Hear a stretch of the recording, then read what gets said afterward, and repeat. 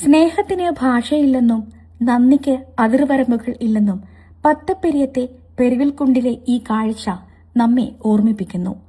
തന്നെ പോറ്റി വളർത്തിയ യജമാനനല്ല, മറിച്ച് വിശന്നു തളർന്നു വന്നപ്പോൾ ഒരു നേരത്തെ ആഹാരം നൽകിയ ആമിനത്ത എന്ന ഉമ്മയുടെ ഖബറിനരികെ കണ്ണീരോടെ കാവലിരിക്കുകയാണ് ഈ തെരുവുനായ. മരണം കവർന്നിട്ടും ആ ഉമ്മ നൽകിയ സ്നേഹത്തിന്റെ തണൽ തേടി അവൻ അവിടെ തന്നെ തുടരുന്നു.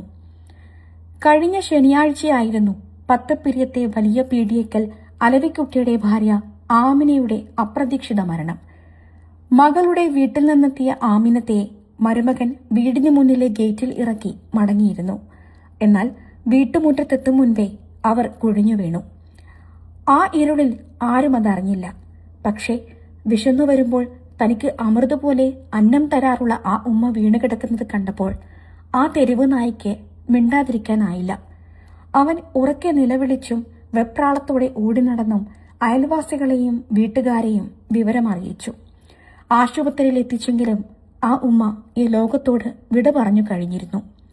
പക്ഷേ ആ നായയുടെ കാവൽ അവിടെ തീർന്നില്ല.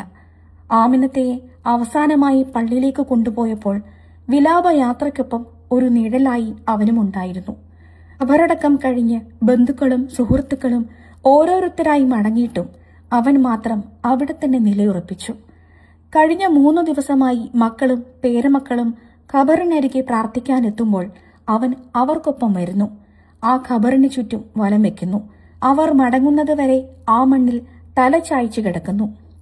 മനുഷ്യബന്ധങ്ങൾക്കിടയിൽ സ്നേഹവും നന്ദിയും മങ്ങുന്ന ഈ കാലത്ത് ഒരു തെരുവുനായ തന്റെ പ്രവൃത്തിയിലൂടെ ലോകത്തോട് വിളിച്ചു പറയുന്നത് വലിയൊരു പാഠമാണ്. ആമിനത്ത നൽകിയ ഓരോ ഉരുള ചോറിലുമുണ്ടായിരുന്ന കാരുണ്യം ഇന്നിപ്പോൾ അവരുടെ ഖബറിന് ചുറ്റും ഒരു നൊമ്പരമായി കാവലിരിക്കുകയാണ്.